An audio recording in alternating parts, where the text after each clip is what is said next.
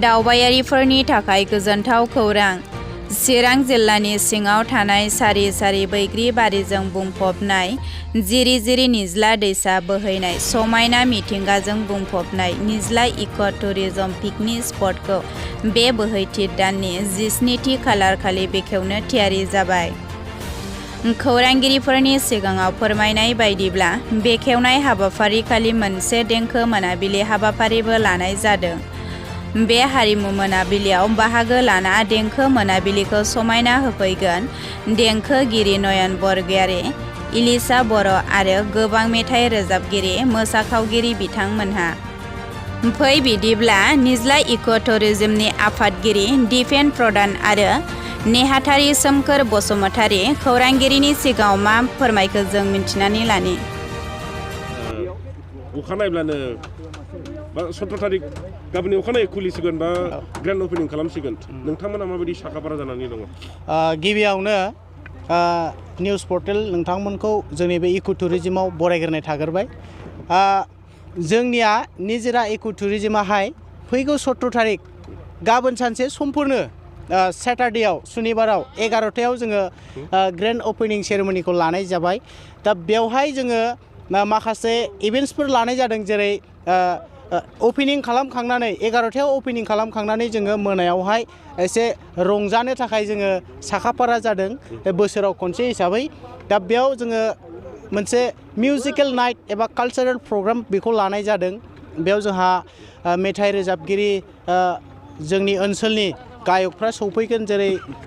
नयन बरगयारी आदा, जेरै उदालगुरिनिफ्राय इलिसा बर' आरो जोंनि ओनसोलनिफ्रायनो बङाइगावनिफ्राय जोंहा दङ थांनाय समफोरावहाय नेपाल हादरनि रियेलिटि श'आवहाय रानार्स आप मोननो हानाय जोंहा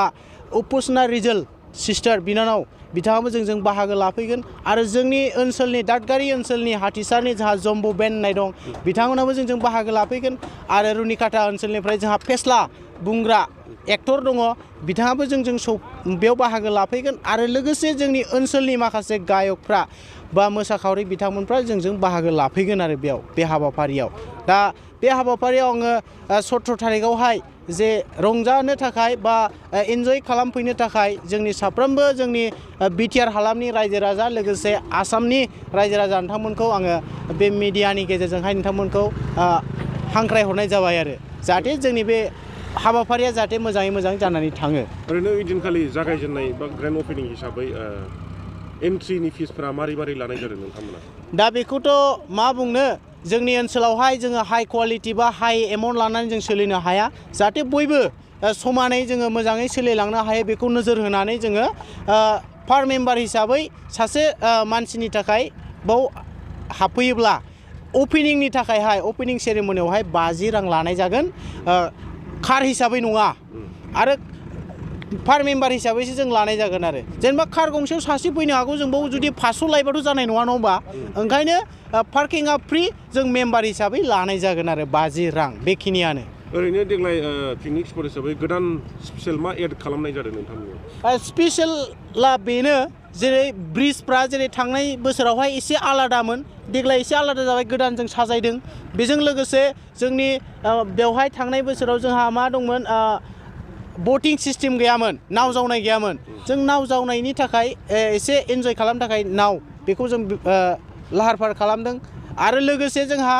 उन्दै उन्दै फंबाय बिनानावमोनहा जे बाव पिकनिक जानायाव फैफागोन नङा होमबा? दा बिथांमोनखौ एन्जय खालामनो थाखाय जोङो बाव बेलुन गाखोग्रा नङा होमबा बेखौ जोङो लाबोनाय जादों। आरो लोगोसे देग्लायहाय माखासे भिउसफ्रा एसे आलादा, जेरै सुइस गेटआ बोरायबायमोन, रं गैयामोन थांनाय बोसोरावहाय, देग्लाय रं होबाय, बिराद मोजां नुदों।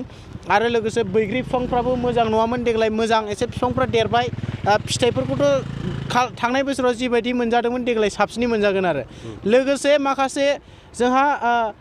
मानसि हिसाबै माखासे सुबिदा उसुबिदा जायो, जेरै फायखानानि थाखाय नङा होमबा, टयलेटनि थाखाय सुबिदा दं। थांनाय बोसोराव एसेबां मानि मोजां नङामोन, देग्लाय जों साबसिन खालामदों आरो जाहाथे प्रब्लेम जाया, बेखिनियानो। आरो ओरैनो माखासे अर्गानाइजेसनफोरनिफ्रायहाय माखासे माबा नेम निथिफोर होदों, जेरै फेग्रा मुवा बेसादफोरनि सायावबो होदों। आरो बेफोराव नोंथांमोना माबायदि बेबस्था लादों? बे बेलायावहाय आं बेखौनो बुंगोन, जोंहा देग्लाय दखान एबा हटेल होनायनि थाखाय मोनसे दानि फोसावनाय SOP जों खाब जानानै जोङो रुल्स एन्ड रेगुलेसनखौ बिथांमोननो जों होनाय जादों आरो बै रुल्स एन्ड रेगुलेसनफ्रा जाहैबाय मा दखानावहाय अपेनलि एलकहलखौ फाननो मोननाय नङा आरो बिथांमोना बे स्ट्रिक्टलि जोंनि कमिटिनिफ्राय दङ आरो जाय दखानदारा जोंनियावहाय एलकहल फाननानै जोङो नुगोन अपेनलि फानदों बिथांखौ जोङो फाइन लानाय जागोन बेखौ डाइरेक्ट बुंबाय 10,000 फाइन खाबियो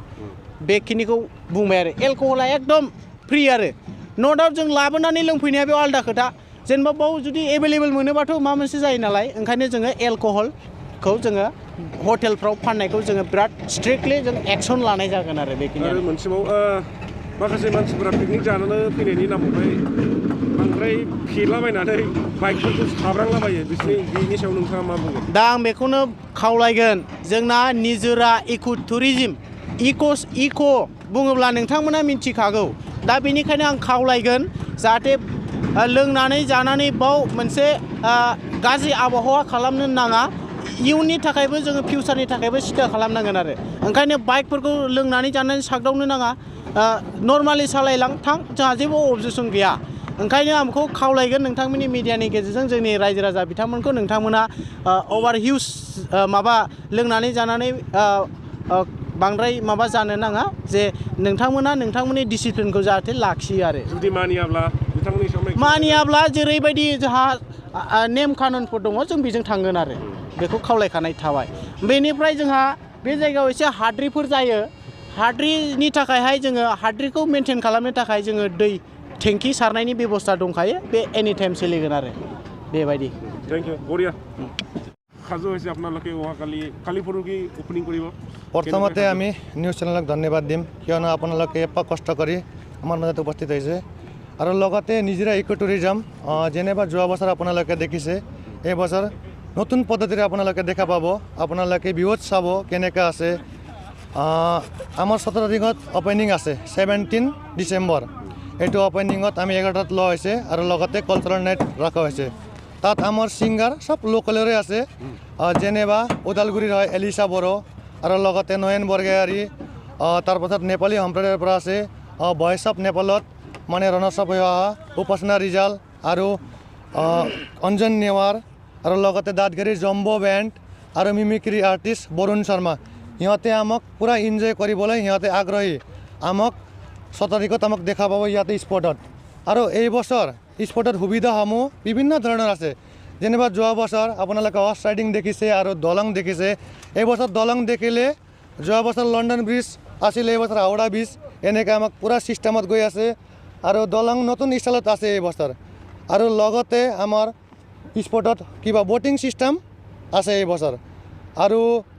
বৈগৰী গাছবিলাক পুৰা ভালকৈ সজাইছে আৰু বৈগৰী আমাৰ এই বছৰ আমি ফ্ৰী দিছোঁ বৈগৰী আপোনালোকে খাব পাৰিব আমাক পইচা পাতি নালাগে আৰু লগতে হোটেলবিলাক এভেইলেবল আছে আৰু ইয়াত আৰু তাৰপাছত আমাৰ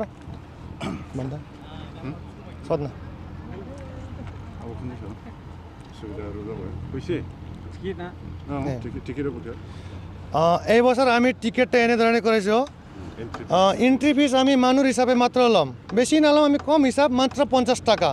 এই রকমে আমি লওয়া আছে মানে গাড়ি সারি আমি সব ফ্রি পার্কিং ফিস ফ্রি খালি আমি মানুষ মাত্র 50 টাকা লম মানে গাড়ি লৈ কিনে আমি গাড়িটা ফ্রি পার্কিং মানুষ 50 টাকা আমি খালি লম হিসাবে এইটো প্ৰথম দিনৰ ওপেনিং কৰা সময়ৰ হ'ব না পিছতে এনেকুৱা হ'ব পাছৰ টাইমত আমাৰ ব্যৱস্থা আছে যেনেবা কাৰ পিস আলাদা হ'ব বাইক পিস আলাদা হ'ব এইটো নেক্সট দিনত ওপেনিং দিনত আপোনালোকে গম পাব কি চিষ্টেম আছে এতিয়া আমি নকম কি চিষ্টেম হ'ব আপোনালোকে পিকনিক খাব আহিলে আপোনালোকে গম পাব আৰু লেট্ৰিন বাথৰিং এভেইলেবল এই বছৰ টেনশ্যন নাই সব ফ্ৰী আছে ৰাইজক কি আহ্বান জনাব আহিবলৈ ৰাইজতে যোৱা বছৰ আমাক চাইছে চাই কিনে বহুত সঁহাৰি পাইছোঁ ওয়েলকাম আমাৰ পৰা একদম আপোনালোকে আহক এনজয় কৰক আমাক ফুল্লি হেল্প কৰক আপোনালোকে আহিলে আমিও একদম ভাল পাম মনৰ পৰা এতিয়া